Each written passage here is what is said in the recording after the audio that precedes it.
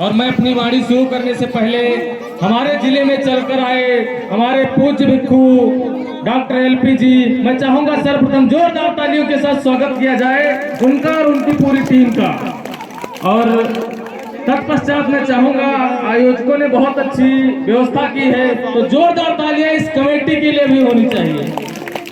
सर्वप्रथम करुणा के सागर, दया के भंडार, महाकारुणिक समयक संबुद्ध तथागत बुद्ध जी के चरणों में श्रद्धा सुमन अर्पित करते हुए आरक्षण के जनक कुर्मी समाज में जन्मे छत्रपति साहू जी महाराज जी के चरणों में श्रद्धा सुमन अर्पित करते हुए पाखंडवाद की रीढ़ की हड्डी को अपनी पांव की ठोकर से तोड़ने वाले गडरिया समाज में जन्मे महामना पेरियार रामास्वामी नायकर जी के चरणों में श्रद्धा सुमन अर्पित करते हुए महान सम्राट अशोक मौर्य जी के चरणों में श्रद्धा सुमन अर्पित करते हुए इस पिछड़े समाज में जन्मे पेरियार ललाई सिंह यादव जी के चरणों में श्रद्धा सुमन अर्पित करते हुए एवं समय समय पर जन्मे सभी संतों महापुरुषों के चरणों में श्रद्धा सुमन अर्पित करते हुए हम सबके मसीहा, हम सबके रहबर, परम पूज्य विश्व रत्न, नारी जीवन के मुक्तिदाता, भारतीय संविधान के निर्माता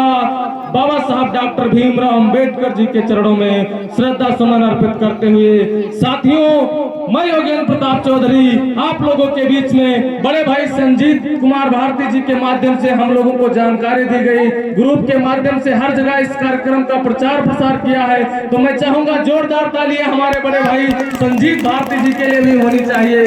पूरी सेवता विधानसभा में तहलका मचा रहे हैं भाई, हर जगह कार्यक्रम में पहुंचते हैं, हम लोगों का मनोबल बढ़ाते हैं और पूज्य भिक्खु संघ आप लोगों के सामने जो बैठे हुए हैं आप लोगों पे इस देश की नींव टिकी हुई है। आप लोग यदि गड़बड़ी मचाएंगे तो संभव नहीं हो पाएगा।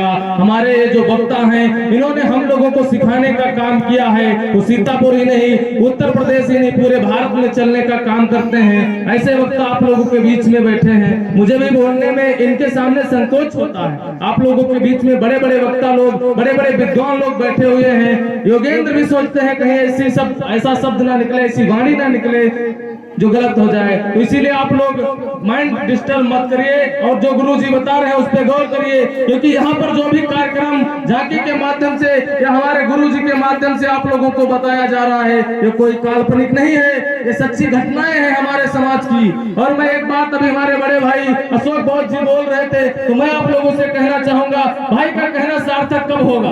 उन्होंने सच कहा कि हमारा समाज नशा में डूबा हुआ है। अभी भाई पीछे बोल रहे थे कि बच्चों को पढ़ाने के लिए पैसे नहीं है। अरे कौन कहता है बच्चों को पढ़ाने के लिए पैसे नहीं है। आप लोगों के आज जो कार्यक्रम झांकी चल रही है, बाबा साहब डॉक्टर भीमराव अंबेडकर को दाखिला दिया जा रहा है। पता है ना, बाबा साहब को पढ़ने के लिए विद्यालय के बाहर बैठना पड़ता था।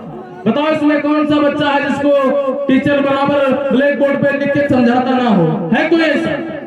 तो झूठ मत बोलो। यदि आप लोग चाहते हो मुझे इस देश में मान और सम्मान से जिंदगी जीना है, मान और सम्मान मिले, तो अपने बच्चों को शिक्षित करो। जब तक ये शिक्षित नहीं होंगे, हमारी बहनें हैं, माताओं की संख्या ज्यादा है, तो मैं अपनी बहनों से कहना चाहूंगा ये आपकी जिम्मेदारी है। और मैं कहता हूँ कि किसी भी राष्ट्र की, किसी भी समाज की उन्नति तभी संभव है जब वहाँ की महिलाएं जागृत हों। तो मैं इन बच्चों से कहना चाहूंगा, इन बहनों से कहना चाहूंगा कि कर सको तो अपनी वाणी में वो हुनर पैदा करो। अरे हवाओं का रुख बदल दो, वो असर पैदा करो। अगर चाहते हो जीना मान और सम्मान से, तो हर घर में एक उधम सिंह, एक अम्बेडकर पैदा करो, एक अम्बेडकर पैदा करो। मेरी बहनों, मेरे भाइयों, मैं ज्यादा कुछ नहीं कहूंगा, आप लोगों से एक बात कहना चाहूंगा कि वक्त की अब जरूरत समझ लो, बिन पढ़े अब गुजारा नहीं है। वक्त की अब जरूरत समझ लो, बिन पढ़े अब गुजारा नहीं है। क्यों नहीं है? आप लोगों ने अभी बेशर्म है, इस देश का गृह मंत्री है, उसने कहा है, आप जो सोशल मीडिया से लोग जुड़े हैं, गुरुजी भी आपको बताएंगे उसने क्या कहा है। बाबा साहब डॉक्टर भीमराव अंबेडकर का नाम लेकर कहा कि कुछ लोग हैं आज फैशन बनाए हैं, बोलते हैं जय भीम जय भीम जय अंबेडकर। अगर जो जितनी बार अंबेडकर का नाम भजते हैं, इतनी बार भगवान का नाम लेते हैं, तो उनकी 7 पीढ़ियां तर जाती। बताओ हमारे समाज के लोग बुद्ध कथा से पहले कौन सी कथा सुनते थे? क्या कोई दूसरी कथा थी? इसी सनातन धर्म की, हिंदू धर्म की राम कथा सुनते आए हैं। ये हमारे लोग तरे क्यों नहीं? मुझे तो गंगा जी पर शक हो रहा है, ये हमारा पिछड़ा समाज सदियों से नहाता आया है और आज भी शूद्र का शूद्र है, आज भी शूद्र का शूद्र है। और वो बोल रहा है, खैर हमारे लोग जो संगठन के हैं, भीम आर्मी, बहुजन समाज पार्टी, जितने भी बहुजन संगठन हैं, इनको मजा जरूर चखाएंगे। सभी लोग बड़े पैमाने पर आज भी अमित शाह के पुतले फूके जा रहे हैं। तो मेरे भाइयों, आप लोग एकजुट रहेंगे तभी संभव है। और यदि आप लोग शिक्षा से नहीं जुड़े तो क्या होगा कि वक्त की अब जरूरत समझ लो, बिन पढ़े अब गुजारा नहीं है। ना कोई रहनुमा, ना हुकूमत, कोई भी अब तुम्हारा नहीं है।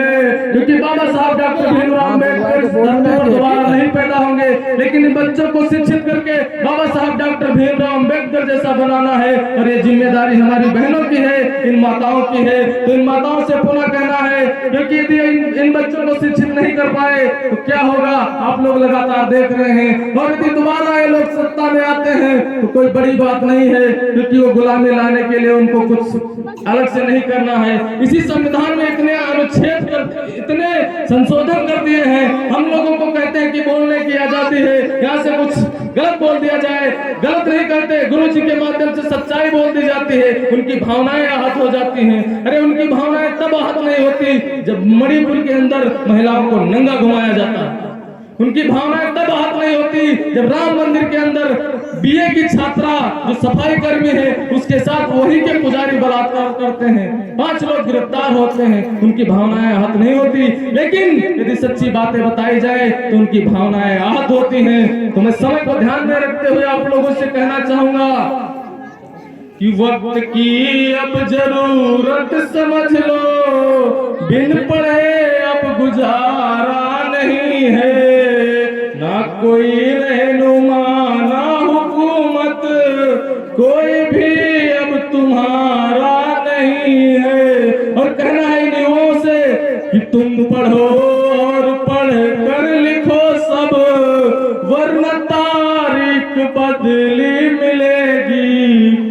अब कलम और कागज से बढ़कर दूसरा कोई चारा नहीं है।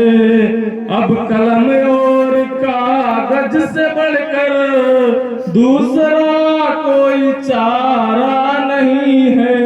यहाँ पर हमारे लोग बैठे हुए हैं, कहते हैं मुश्किलें हैं। अरे मुश्किलें कैसे हैं तुम लोगों के पास?